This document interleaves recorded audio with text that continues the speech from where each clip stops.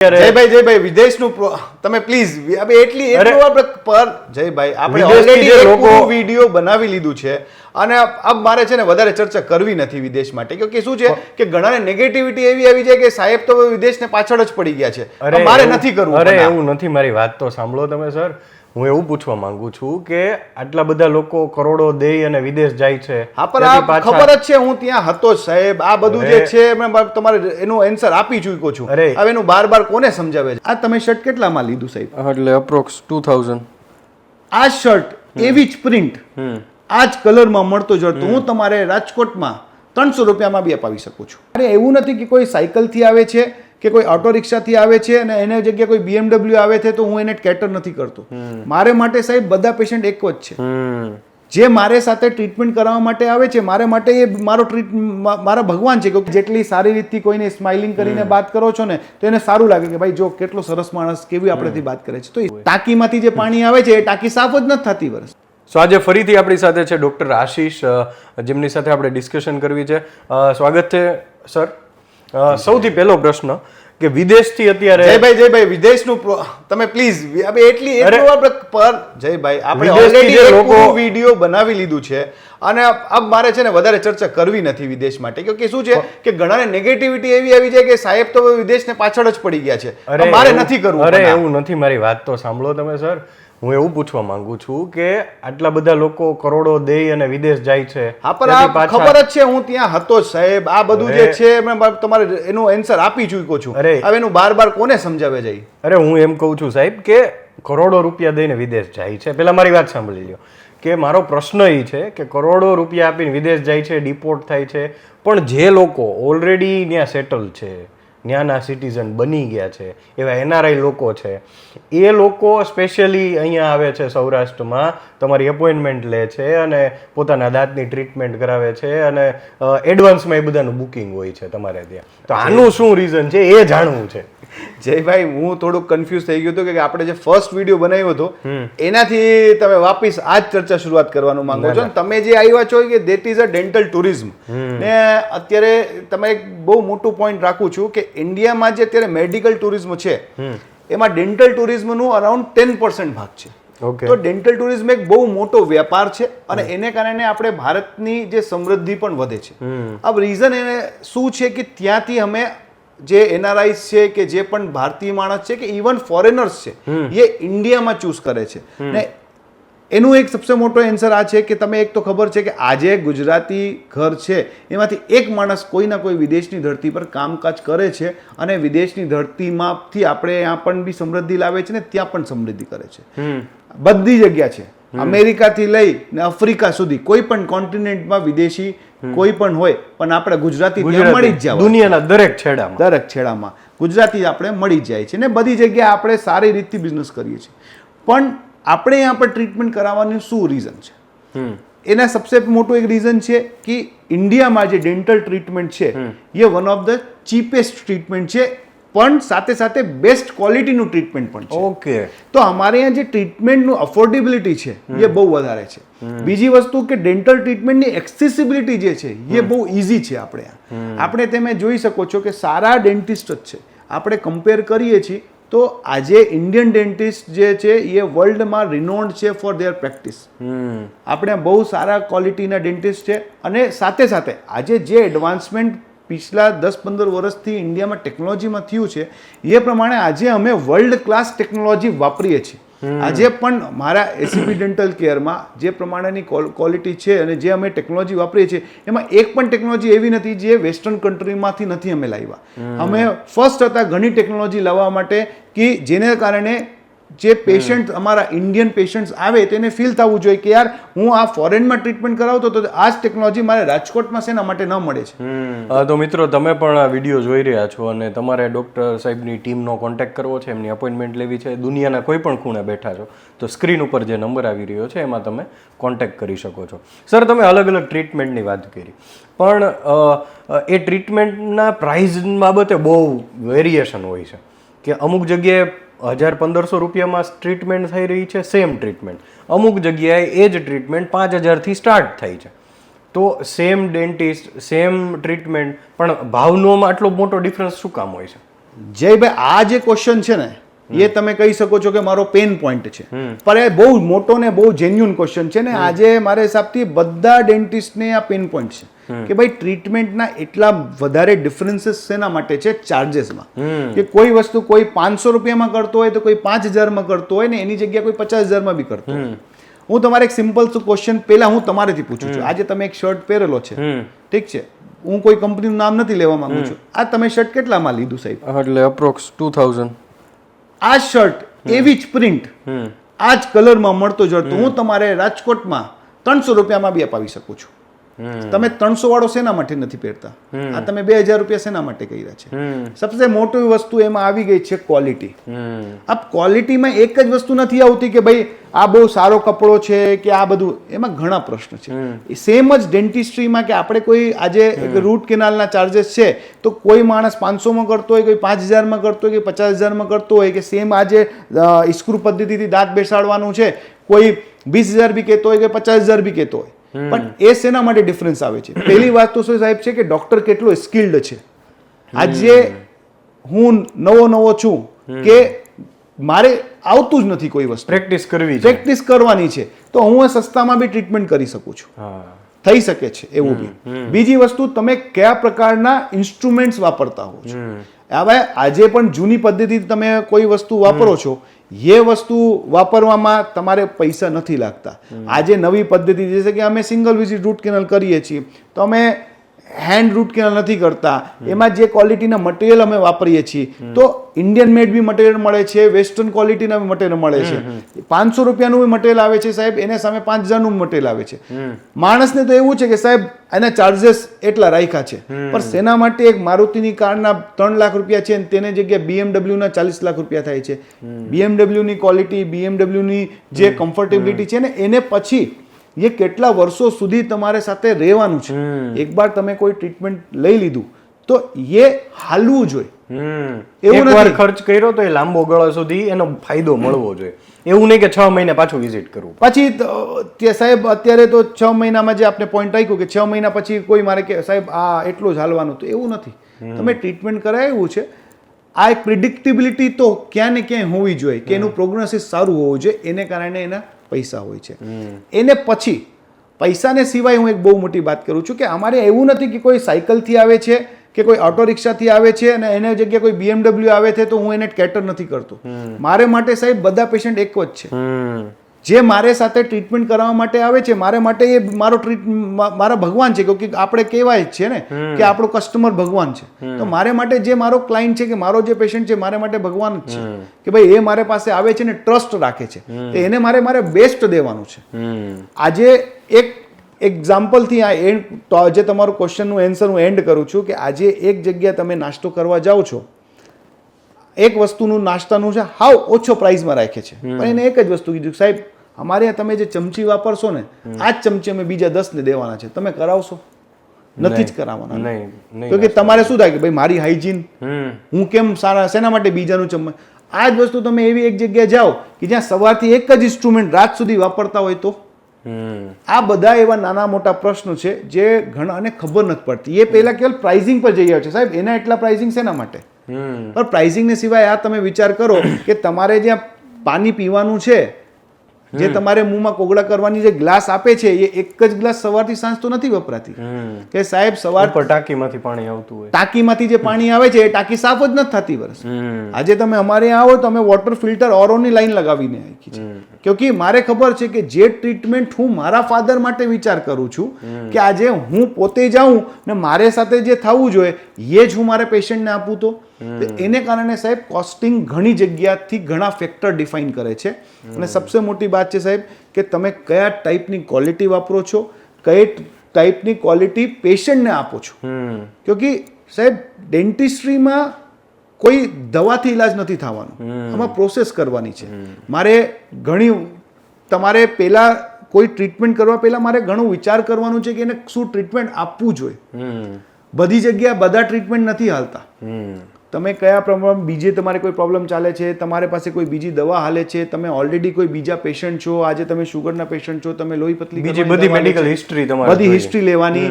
પછી એમાં ઘણા એવા ચાન્સીસ આવે છે કે ભાઈ એક નાનકડી ચાંદી છે, પર આ ચાંદી શેની છે, એ કેવલ દવાથી નથી મટતી. તો શું થઈ શકે છે કે એની બાયોપ્સી લેવાની છે, શું થઈ શકે છે કે બીજાનું કોઈનું ઓપિનિયન લેવાનું છે. આ બધું વિચાર કરવા પછી અમે ટ્રીટમેન્ટ ચાલુ કરીએ છીએ. એવા ઘણા ટ્રીટમેન્ટને કારણે એ પ્રાઇસિંગનું ઇશ્યુ આવે છે સાહેબ. તો મિત્રો, તમારે પણ ડૉક્ટર આશીષ અને એમની ટીમનો કોન્ટેક્ટ કરવો હોય તો સ્ક્રીન ઉપર નંબર આવી રહ્યો છે, એની પર કોલ કરી અને અપોઇન્ટમેન્ટ બુક કરી શકો છો. સર, એક ખૂબ મહત્ત્વનો પ્રશ્ન પૂછવો છે.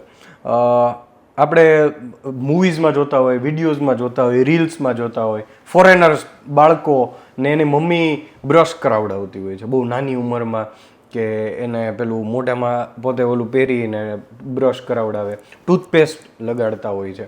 હવે એ જોઈને આપણે અહીંયા પણ બધા ફોલો કરવા માંડ્યા છે કે એકદમ નાની ઉંમરનું કુમળું બાળક હોય એને પણ બ્રશ કરાવે ને એને પણ મોઢામાં પણ ટૂથપેસ્ટ લગાડે.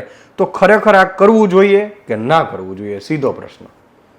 બહુ મહત્વનું પ્રશ્ન છે, ક્યોંકિ એ આપણે ફ્યુચર જનરેશન માટે છે.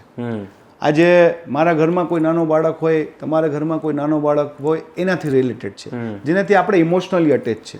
તો એનું આન્સર બહુ મોટો છે, પણ આપણે એક બહુ શોર્ટમાં જે કરી શકીએ, પહેલાં તો તમે પોતે વિચાર કરજો કે તમારા ઘરમાં કોઈ નાનો બાળક હોય, એને કેવલ હાથ પર તમે આમ ટચ કરજો અને તમે ફીલ કરજો કે એની સ્કિન કેટલી સોફ્ટ છે. તમે ત્યાં છાપ પડી જાય છે, તમારી ફિંગર એવું લાગે છે કે ત્યાં રેડ થઈ ગઈ. એ જ બાળકને તમે ઓરલ કેવિટી કે મોંમાં તમે વિચાર કરો કેટલું સોફ્ટ હશે. તો આ તો એક મહત્વથી આપણે ધ્યાન રાખવું જ પડે છે કે એને મોંમાં આપણે શું કરીએ છીએ, ક્યોંકિ એ જે એને મોંમાં જશે ને સાહેબ, એ જ એક નાનકડા એના પેટમાં જશે. નાના બાળકને ક્યાંય ખબર નથી કે શું ખાવાનું છે, શું પીવાનું છે. જે તમે આપશો એ જ એને પેટમાં જશે ને એ એને ભવિષ્યમાં હાનિકારક કોઈ પણ બીમારીથી બચાવી બી શકે છે અને એને બીમારી કરી બી શકે છે. જે આપણે ઘણા નવા પેરેન્ટ્સ છે ઘણા ધ્યાન ખબર જ નથી હોતી, નથી કરતા.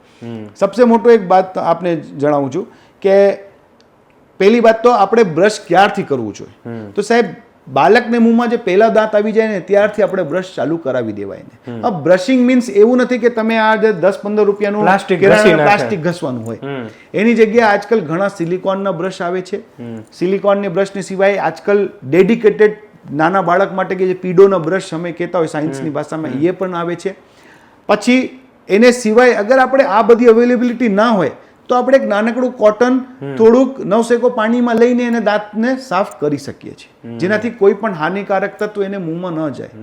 પણ અબ આવી છે કે કયા ટાઈપના પેસ્ટ, ટૂથપેસ્ટ એને માટે વાપરવા જોઈએ. તો સાહેબ, જનરલી સર ઘરમાં જોયું છે કે જે ટૂથપેસ્ટથી બધા એલ્ડર લોકો, સિનિયર લોકો બધા કરતા હોય એ જ ટૂથપેસ્ટથી બાળક કરતું હોય. સાહેબ, આ જ સબસે મોટી મિસ્ટેક છે. હું આ જ પોઈન્ટ પર આવવાનું હતું કે જે ટૂથપેસ્ટ એડલ્ટ માટે છે, એના જે કન્ટેન્ટ હોય, એના જે કેમિકલ્સ હોય, એ નાના બાળકને ન દેવાય.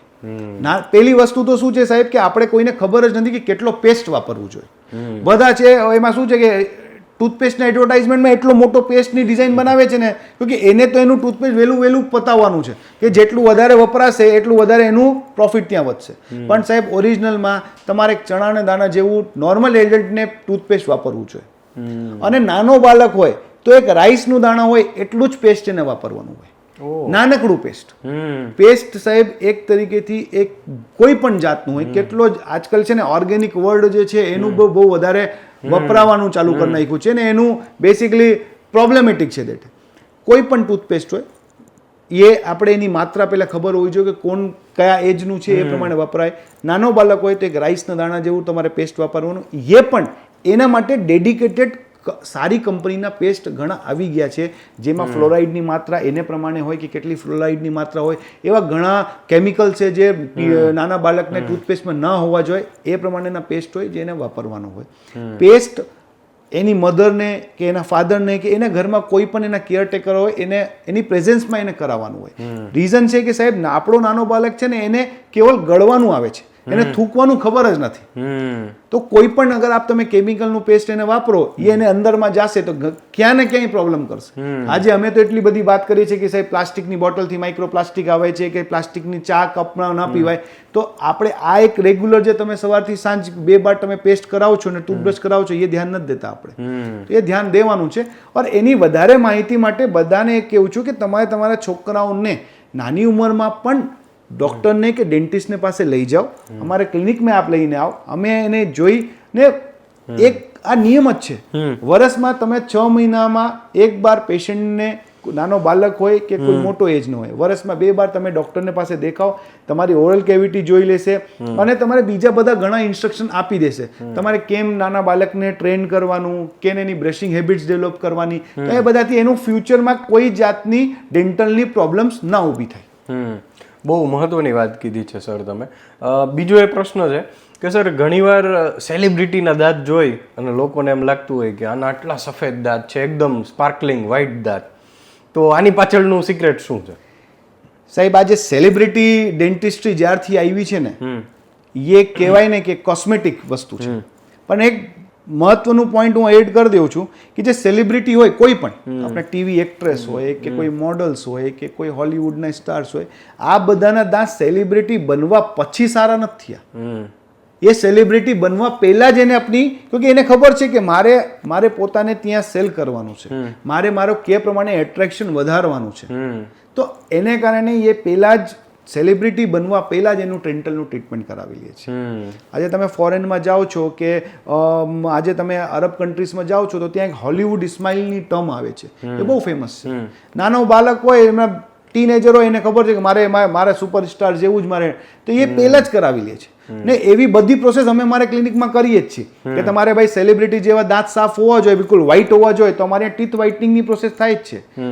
એમાં કોઈ એવું ઇશ્યુ નથી કે તમે નથી કરાવી શકતા. વેડિંગ વખતે આઈ થિંક બધા કપલ્સને કરાવતા હોય છે. હા, અમારે અહીંયા ભાઈ પ્રી વેડિંગ ડેન્ટિસ્ટ્રી થાય છે કે ભાઈ તમારા લગ્ન થવા પહેલા તમે તમારા દાંત સાફ કરાવો. આપણે તો એક પાન ફાકી ખાવાનું ચલન છે જ. આપણે લાસ્ટ ટાઈમ વાત બી કરી છે કે બધાને પાન ફાકી લગ્ન થવા હોય એના પહેલા સાફ કરાવવાના છે કે ભાઈ મારી ઘરવાળીને ખબર ન પડતી હોય. એ બધા પ્રશ્ન આવે છે. એમાં તમે દાંત સાફ કરાવી શકો છો, તમે તમારા દાંતને શેપ પ્રોપર આપી શકો છો. કોઈને સ્માઇલ ડિઝાઇનિંગ કરવી હોય તો અમે ડિજિટલ સ્માઇલ ડિઝાઇનિંગ કરી દઈએ છીએ. આ બધી વસ્તુ તમે તમારા ફેસ પ્રમાણે અમે કરીએ છીએ. એવું નથી કે તમે એક ફોટો લઈ આવ્યા તો એમ જ થવાનું છે. એમાં ઘણા એવા પ્રોજેક્ટ આવે છે કે તમારા લિપના સાઇઝ કેમ છે, તમારી નોઝની સાઇઝ કેમ છે, તમારી ઇન્ટરપિપ્યુલર ડિસ્ટન્સ, મતલબ આપણે બે આંખમાં વચ્ચે ડિસ્ટન્સ કેવી છે, તમે તમારા દાંત કેવા આડાઓળા તો નથી, કે તમારા દાંતમાં કઈ બીજી પ્રોબ્લેમ તો નથી, કે ક્યાંય સળન તો નથી. આ બધા જોવા પછી તમારે કયા ટાઈપના કોસ્મેટિક ટ્રીટમેન્ટ્સની રિક્વાયરમેન્ટ છે એ બધી દેવાનું આવે છે. તો એવું નથી કે તમે સ્ટાર જેવી કે તમે સેલિબ્રિટી સ્માઇલ ન આપી શકો, લઈ શકો છો, તમે બી લઈ શકો છો, પણ એના માટે તમારે ડેન્ટિસ્ટને પાસે જવું પડશે અને એને ડિસ્કશન કરવું પડશે અને એને પ્રોપરલી કહેવું પડશે કે ભાઈ સાહેબ મારે કોસ્મેટિક કે એસ્થેટિક ટ્રીટમેન્ટ લેવું હોય, મારા દાંત એવા બનાવવા. તો આજે જે પ્રમાણેની ટેકનોલોજી ઇન્ડિયામાં આજે અમારે એસીપી ડેન્ટલ કેરમાં અવેલેબલ છે એ તમારે બિલકુલ તમારા ફેવરેટ સ્ટાર જેવી સ્માઇલ અમે આપી શકીશ. બીજું સર, ઘણા લોકો દિવસમાં 2 ટાઈમ બ્રશ કરે છે. બ્રશ કરીને થાકી ગયા, એટલું બધું બ્રશ કરે છે કે એને એમ છે કે જાજુ બ્રશ કરશું ને તો દાંત વ્હાઇટ થઈ જશે. છતાંય અમુક લોકોના યલો દાંત હોય છે. તો આ નેચરલ પ્રોસેસ છે, આટલું બ્રશ કરવા છતાંય એના વ્હાઇટ નથી થતા, અને અમુક લોકો નથી કરતા એના નેચરલી વ્હાઇટ હોય છે. તો આની પાછળનું શું છે? કઈ મિથ છે કે 2 ટાઈમ બ્રશ કરશું તો દાંત વ્હાઇટ થઈ જશે? પહેલી વાત તો બ્રશિંગ જે છે એ દાંત સાફ કરવા માટે છે, વ્હાઇટ કરવા માટે નથી. આ અડધાને છે ને મિસકન્સેપ્શન છે. બીજી વસ્તુ આજકાલ છે ને ઓવર ધ કાઉન્ટર, મતલબ આજે ઘડીએ દુકાનમાં આ બધા કંપનીવાળા કે મારો ટૂથપેસ્ટ વાપરો તો એનાથી સાફ થઈ જશે, આ કેમિકલ વાપરો તો એનાથી વ્હાઇટ થઈ જશે. આ બધું જે છે ને ખોટું છે. કોઈ પણ કેમિકલ જે છે ક્યાંય ને ક્યાંય તમારે માટે હાનિકારક છે. કે તો એ તમારી ઉપરની લેયરને ઘસી દેવાનું છે, જેમ આપણે હાર્પિક ટોયલેટને કરે છે સેમ આ કેમિકલ્સ તમારે દાંત માટે કરે છે. બીજી વસ્તુ કે તમે એક કલર ટોનની વાત કરી. આજે તમારે ખબર છે કે તમારો કલર ને મારો કલર ફેસનું અલગ અલગ છે. આજે આપણે બધા જે છે બધાનું એક ઘરમાં એક પેરેન્ટ્સના ને એને સનના ને બધાના થોડાક તો ડિફરન્સ આવી જાય છે. તો સાહેબ અમારે દાંતમાં બી જે 2-3 લેયર હોય, તો એમાં પહેલો જો લેયર છે એ ટ્રાન્સપરન્ટ હોય, એને પછીની જે લેયર ડેન્ટિન કહેવાય છે એને કલર પ્રમાણે અમારા દાંતનું કલર ડિફાઇન કરે છે. તો કોઈનું અગર દાંત યલોઇશ છે તો એને કારણે યલોઇશ દેખાય છે. કોઈનું દાંત બહુ વ્હાઇટ હોય, આફ્રિકન કન્ટ્રીઝના ઘણાના માણસના બિલકુલ દાંત સ્પાર્કલિંગ વ્હાઇટ દેખાય. પણ અગર તમે તમારી સ્માઇલ વ્હાઇટ કરવાની હોય તો એને માટે તમે ટીથ વ્હાઇટનિંગની જેવી પ્રોસેસ કે વિનિયર્સ જેવી પ્રોસેસ એ તમે કોઈ પણ ડેન્ટિસ્ટ ક્લિનિકમાં કરાવી શકો છો. અને એ અમારે રેગ્યુલર થાય જ છે, તો કે આજને દિવસમાં બધા માણસને સારું લાગવાનું છે. અને તમે ગમે જગ્યાએ જાઓ ને સાહેબ, સબસે પહેલા તમારે જે કહેવાય ને કે ફર્સ્ટ ઇમ્પ્રેશનમાં સ્માઇલ આવે. તમે જેટલી સારી રીતથી કોઈને સ્માઇલિંગ કરીને વાત કરો છો ને તો એને સારું લાગે કે ભાઈ જો કેટલો સરસ માણસ કેવી આપણેથી વાત કરે છે. તો સ્માઇલ એક માણસને અટેન્ટિવ વસ્તુ છે. તો એને કારણે સ્માઇલ ડિઝાઇનિંગ, સ્માઇલ ઇન્હાન્સમેન્ટની ઘણી પ્રોસેસ ચાલે છે, એ તમે ડેન્ટલ ક્લિનિકમાં કરાવી શકો છો. તો મિત્રો, તમારે પણ એસસીપી ડેન્ટલ કેર અને ડૉક્ટર આશીષનું કન્સલ્ટેશન કરવું હોય, એમને મળવું હોય તો સ્ક્રીન ઉપર નંબર આવી રહ્યો છે, એમાં તમે કોન્ટેક્ટ કરી અપોઇન્ટમેન્ટ બુક કરી શકો છો.